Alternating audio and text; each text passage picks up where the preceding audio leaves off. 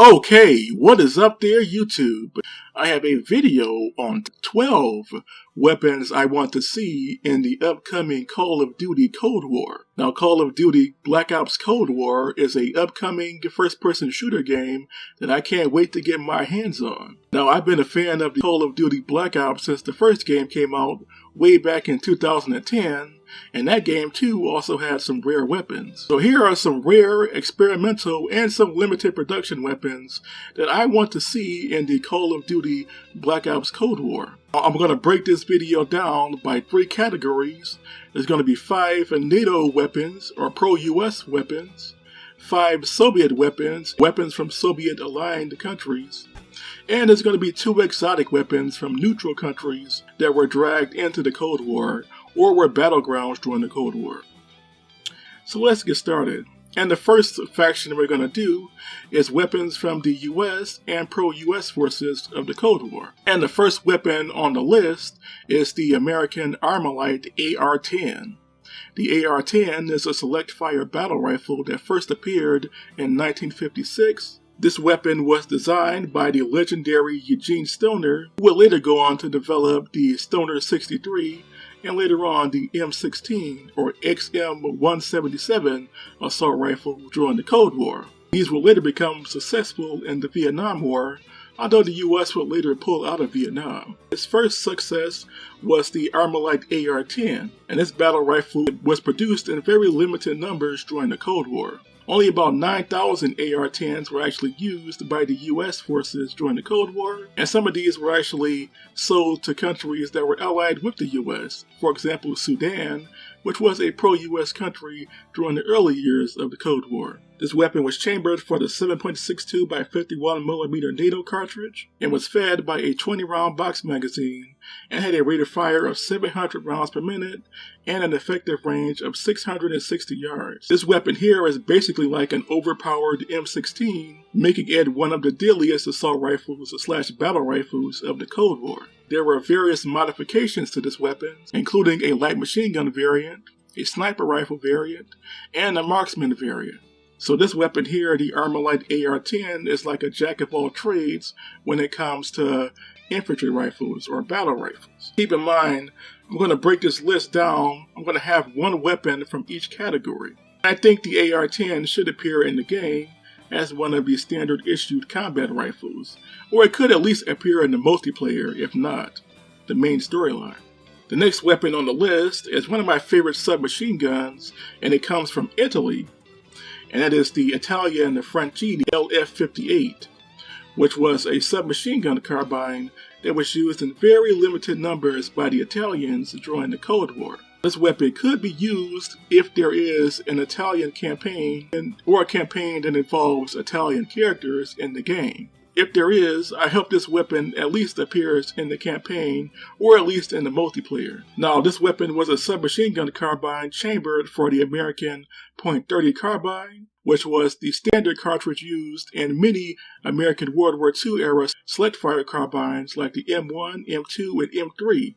This weapon was fed by either 15 to 30 round box magazines and had a rate of fire of about 500 to 600 rounds per minute and an effective range of 300 to 660 yards. Only a small number of these were actually used by the Italians. It was actually an upgrade from another weapon called the Francini LF57, which was a 9mm submachine gun that was adopted before this weapon. But I do hope that the Francini LF58 appears in the game, but if it doesn't, it is one of the many weapons that I wish was in Call of Duty Black Ops Cold War. The next weapon on the list actually comes from West Germany, and that is the Heckler & Koch CAWS, or CAWS. And this was a joint German and American project from the 1980s. And this here was an experimental select-fire bullpup assault shotgun from the 1980s. It was chambered for an experimental cartridge known as the 12-gauge belted cartridge. It was actually known as the 18.5 by 76mm rim cartridge. The CAWS was actually fitted with a 10-round box magazine and had a rate of fire of 300 rounds per minute. and it had an effective range of 150 yards. So this weapon here would be a deadly beast, at close range. And I actually do wish this weapon would appear in the multiplayer, but for now I am unsure because I haven't seen the list of weapons that will appear in this game. The next weapon on the list actually comes from the Gyro Jet family of experimental rocket projectile firing assault weapons, and that weapon is the Gyro Jet Mk1 Model B carbine, which was actually a marksman or sniper carbine from 1965. This weapon here used a 13mm Gyro Jet cartridge, which was literally a rocket-powered cartridge or bullet, a bullet that is powered by a miniature gyroscopic rotary rocket. This weapon here would be a one-hit kill in multiplayer because it is 13mm, meaning it is larger than a 50 cal. This weapon is also silent. The Gyro Jet series of weapons are silent weapons. There was first a pistol, later on there was an assault rifle type weapon, and then lastly there is this weapon, a single-shot sniper carbine from 1965. And the Gyro Jet project went on from 1962 until 1970. I think this weapon should appear in the game. I don't even think the developers even know of this weapon. The next weapon on the list is an American light machine gun, and that is called the CMG-1, CMG-2. And these were two experimental compact light machine guns that were actually used at the very beginning of the Vietnam War, between 1965 and 1967. These were rare experimental weapons that were issued to some U.S. Navy SEALs and were fed by 100-round drums and had a rate of fire of 900 rounds per minute and an effective range of 660 yards. This weapon here was pretty much one of the many light machine gun projects that would go on to inspire the M249 series of light compact light machine guns that are now used by the U.S. Armed Forces in the modern era. Let's go over some of the rare Soviet weapons that I wish were in this Call of Duty Black Ops Cold War. And the first weapon on the list is the TKB number 22 PM. And this is actually a Soviet experimental bullpup assault rifle project that lasted from 1962 until 1965. The weapon was chambered, or weapons were chambered, for either the standard 7.62 by 39mm M43 or a Russian hunting cartridge known as the 5.6 by 39mm Russian, also known as the .220 Russian. These weapons were fitted with a 30-round box magazine and had a rate of fire of 560 rounds per minute. And there are two different versions of this gun, a bullpup version and a center bullpup version. This is a bullpup assault rifle without the pistol grip. And there are two versions of this gun. And it would be cool if these appeared at least as a Easter egg weapon or a rare weapon in the single player, if not just the multiplayer. The next weapon on the list actually comes from East Germany, and that is the East German Sturmgewehr 59, also known as the STG 59. And this was a East German experimental assault rifle that was actually based on the World War II era Sturmgewehr 44, or STG 44. This weapon was chambered for the 7.62 by 39mm cartridge. It had a rate of fire of 750 rounds per minute. Now, ultimately, the East Germans would not adopt this weapon.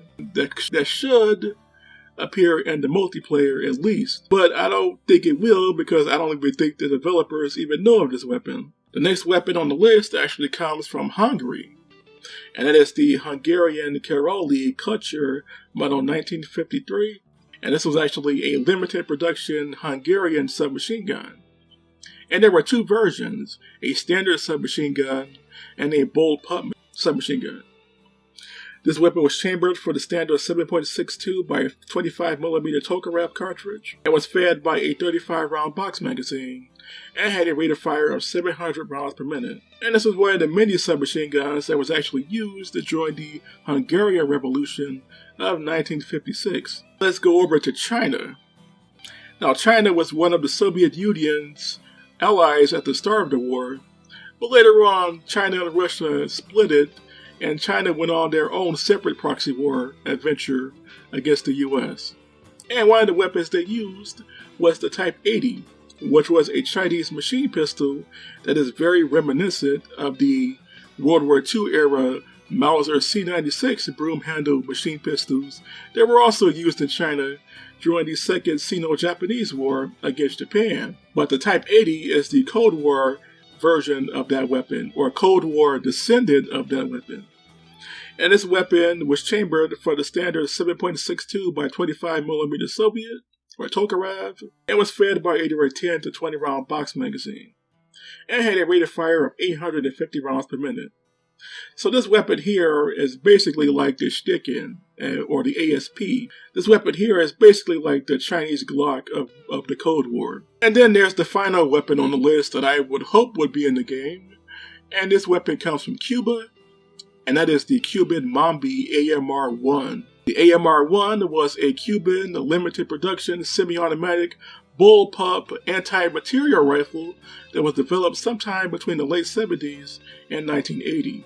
And this weapon was actually used during the Cuban intervention in the Angolan War of Independence, and later the Cuban intervention in the Angolan Civil War, which all occurred between the 1970s and 1980s. This weapon was chambered for the 14.5 by 114mm Soviet cartridge, which was the standard anti-tank / anti-material cartridge of the Second World War, and was fed by a 10-round box magazine. Now this weapon is unique because it had to be mounted on your shoulder. It was a shoulder-mounted anti-material rifle / sniper rifle that was used by the Cubans in the Cold War. And it should appear in the game, at least in the multiplayer, if not the single-player campaign. But I'm not sure if there will be a campaign set in Angola. But if there is a campaign set in Angola, I hope to see the Mambi AR1 in that campaign. Now let's go over some of the exotic weapons. These are the weapons from neutral countries that were dragged into the Cold War. First weapon on the list is the Cristobal M2, and this is actually from the Dominican Republic, and this is actually a submachine gun carbine from 1949-1950. This weapon was actually developed by a Hungarian by the name of Paul KERALI, who also developed a submachine gun for the Hungarians in the Second World War, known as the Danubia submachine gun carbine. This weapon here, the Cristobal M2, was chambered for the same 30 carbine cartridge as the M2 and M3 carbines. It was fed by a 15 to 30 round box magazine and had a rate of fire of 580 rounds per minute and an effective range of 370 yards. Now this weapon was actually used during both the Cuban Revolution of the 1950s and Dominican Civil War of 1965. Yes, there was a civil war in the Dominican Republic, which was actually a proxy war between the US and the Soviet Union. Just like the US and the Soviet Union were also fighting a proxy war in Cuba in the 1950s. So if those two events are portrayed in the game, then this weapon should appear in those campaigns. And the final weapon on the list actually comes from Sweden, and Sweden was one of the neutral countries that actually sold weapons to both sides, or at least to the countries that were allied to both sides. And the Swedish weapon I want to see in the game, at least in the multiplayer, is the Swedish called Gustav Neva XL model 1970. And this was a crazy Swedish combined arms assault rifle from 1970. It literally combined an assault rifle with an anti-tank / anti-personnel rocket launcher. The assault rifle was chambered for the 5x56 45mm NATO cartridge and was fed by a 30 round box magazine and had a rate of fire of 700 rounds per minute, while the rocket launcher component was a 45 caliber rocket launcher that fired a special anti-personnel / anti-tank round and had a rate of fire of 6 rounds per minute. So this weapon here is like the anti-camping weapon. If this weapon was in the multiplayer, it would probably be one of the best weapons to defeat campers. So what do you all think of my list of weapons I want to see in Call of Duty Black Ops Cold War? And which of these weapons do you think are the most interesting? Please tell me in the comments section below. And until next time, this was J-Man Time, signing off.